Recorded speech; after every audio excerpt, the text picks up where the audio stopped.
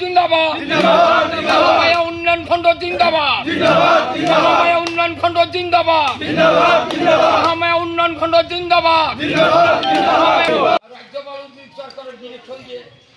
Eighty आमि এই পর্যন্ত খোঁজ কাইলাম আপনাকে লাশ ন করিব জিন্দাবাদ ইনকলাব জিন্দাবাদ জিন্দাবাদ জিন্দাবাদ महामाया उन्नयन खंड থাকিব সরকার হায় হায় সাম্প্রদায়িক সরকার হায় হায় হায় হায় হায় জিন্দাবাদ ইনকলাব জিন্দাবাদ जिंदाबाद जिंदाबाद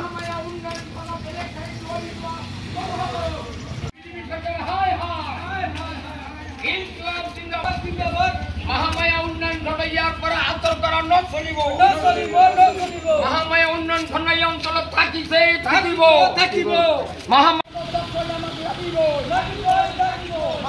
उन्नयन खंड আমার থাকিব महामाया उन्नयन खंड কি অবলিশ করা হলো অসম সরকার জবাব দিয়া শ্রদ্ধা ভাজন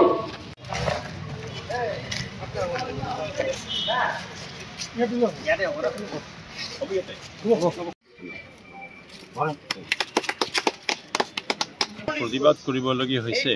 যে বগৰীবাৰী অঞ্চলত আমাৰ বিশেষ কৰি এখন মহামায়া উন্নয়ন খণ্ড আছে এখন থানা আছে বগৰী থানা আৰু এখন সাৰ্কেল আছে এতিয়া অলৰেডি 25/9/2025 মানে ব্লকটো অলৰেডি ফিনিশ কৰিছে আৰু এইটো কাজিয়া লোৱাৰ জন্য অৰ্ডাৰ পাছ হৈছে গতিকে আমি যেতিয়া খবৰটো পোৱাৰ লগে লগে আমি এটা লগে লগে বগৰীবাৰী আঞ্চলিক এটা উন্নয়ন সমিতি গঠন কৰি আমাৰ ইয়াৰ প্ৰতিবাদ কৰাৰ কাৰণে আমি এটা চেষ্টা কৰিছোঁ আৰু সেই প্ৰচেষ্টাত আমি যোৱা 3 তাৰিখে এটা মেমোৰেণ্ডাম দিয়াৰ কাৰণে কি কৰিছিলোঁ কিন্তু দুৰ্ভাগ্যবশতঃ আমাৰ পাৰ্মিশ্যনটো পোৱা নহ'ল তেতিয়া আকৌ পুনৰাই আমি আজিৰ তাৰিখত এখন আবেদন কৰাৰ কাৰণে আমি অনুৰোধ কৰিছিলোঁ কিন্তু দুৰ্ভাগ্যজনক আমি যোৱাকালিহে পাৰ্মিশ্যনটো পাইছিলোঁ যাৰ কাৰণে আমি যে মানুহ ইমান মাতিম এটা মানে সমস্যাত পৰিছিলোঁ আমি বাইচান্স যদি সেইটো যদি নহয় তেতিয়াহ'লে আমি কি কৰিম গতিকে এই পৰিপ্ৰেক্ষিতত হয়তো আমাৰ মানুহ আছে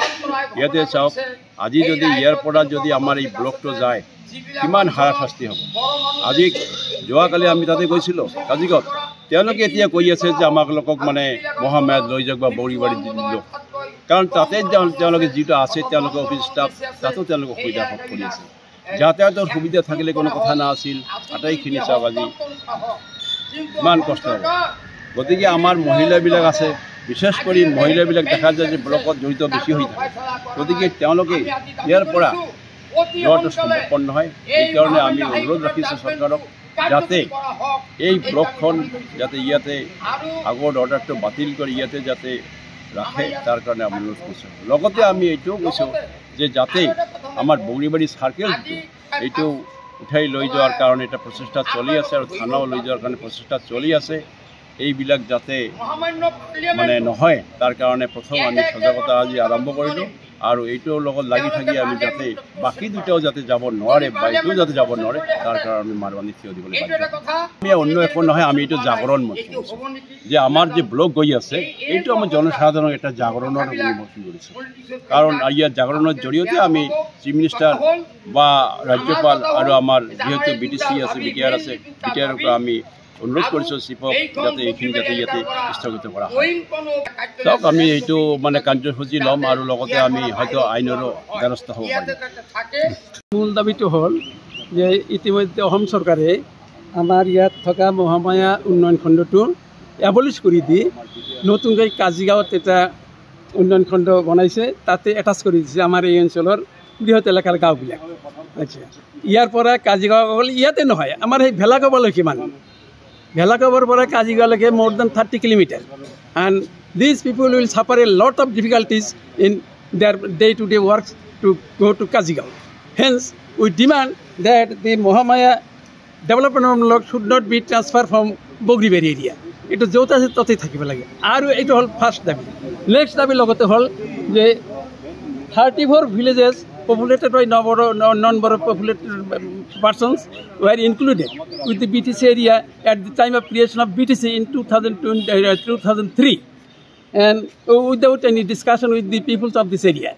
On being aggrieved with this action of the government, the people of this area filed several writ petitions in the Honorable Guwahati High Court, and the court has already passed a favorable order in favor of the petitioner, directing the Chief Secretary of Assam to exclude such villages from the ETC area within 6 months. It was directed to exclude the villages within a period of 6 months. 6 মাহৰ ভিতৰত আজি 2011 চনৰ order 2011 চনত গুৱাহাটী হাইকোৰ্টে কৈছে যে 6 মাহৰ ভিতৰত অনাবৰৰ গাঁওবিলাক বিটিচিৰ পৰা কৰ্তন কৰি ধুবুৰীত সংযোজন বা য'ৰ যিটো ডিষ্ট্ৰিক্ট তাতে আগৰ ডিষ্ট্ৰিক্টত মানে যোগ কৰি দিব লাগে। আজি 2011 চনৰ পৰা 25 চনলৈকে কিমান বছৰ হ'ল চাওক আপোনালোকে, চৰকাৰে সেই অৰ্ডাৰটো কেৰি আউট নকৰে। আমাৰ সেইটো এটা দাবী আছে যে সেই অনাবৰৰ গাঁওখিনি কৰ্তন কৰি দিব। যদি আপোনালোকে অনাবৰৰ গাঁওখিনি কৰ্তন কৰিব বিচাৰিছে তেতিয়াহ'লে চাৰ্কেল অফিচখন আপোনালোকে ইয়াৰ পৰা লৈ যাব কিয় দিয়া নাই? যিহেতু BTC চৰকাৰে ইহঁতৰ BTCৰ চাৰ্কেলখন BTCত লৈ যাব। এইটো আমাৰ এৰিয়াৰ এই এলেকাটো মানে BTCত হয় আমি জানো, কিন্তু এই মানুহখিনি ক'ত যাব? এইটো যদি আপোনালোকৰ কাটি দিয়ে তেতিয়াহ'লে তেখেতসকলৰ চাৰ্কেলখন ক'ত যাব? তেওঁলোকে বেলেগ চাৰ্কেলটো আছে, বনাই লওক, নতুন চাৰ্কেল ক্ৰিয়েট কৰাটো অসুবিধা নাই। যদি সেইটোৱে ভাবিছে চৰকাৰে যে আপোনালোকৰ চাৰ্কেলখন আমাৰ চাৰ্কেলখন আমি লৈ লওঁ, এইটো আমি আমাৰ ইয়াত বগৰীবাৰী আছে, আমাক আটানীত দি দিয়ক, সেইটোৱে ব্লক আটানীত দিয়ক, চাৰ্কেল আটানীত দি দিয়ক। আটানীত দি দিলে আমাৰ কোনো কথা নাই, কিন্তু আমি কাজিগাঁৱত কেনেকৈ যাম? যদি আপোনালোকৰ যিটো আপোনালোকৰ হাইকোৰ্টৰ অৰ্ডাৰ, সেই অৰ্ডাৰখিনি যদি আপোনালোকৰ ইমপ্লিমেণ্টেশ্যন কৰে তেতিয়াহ'লে তেখেতসকলৰ চাৰ্কেল নাথাকিব, BTC চৰকাৰৰ চাৰ্কেল নাথাকিব, নতুন চাৰ্কেল হ'ব তাত। আৰু যদি এইটো কেনেকৈ থাকিব? এইটোতো মানে আপোনালোকৰ দাবীটো হ'ল আগত আমাৰ গাঁওখিনি কৰ্তন কৰক, তেখেতসকলে পিছত ক'ত বনাব। আৰু যদি চাৰ্কেলটো তেওঁলোকে লয়, আমাক আটানীত দি দিয়ক, আমাৰ গাঁওখিনি আটানী চাৰ্কেল থাকিলেই হ'ল আৰু কি। তাৰ কাৰণে আমাৰ অসুবিধা, আটানীত থাকিলে আমাৰ অসুবিধা নেকি? কিন্তু আমাৰ we are not willing to go to Kazigaon, which is situated at a distance of more than 40 kilometers. It is very impossible on our part to go to Kajigaon.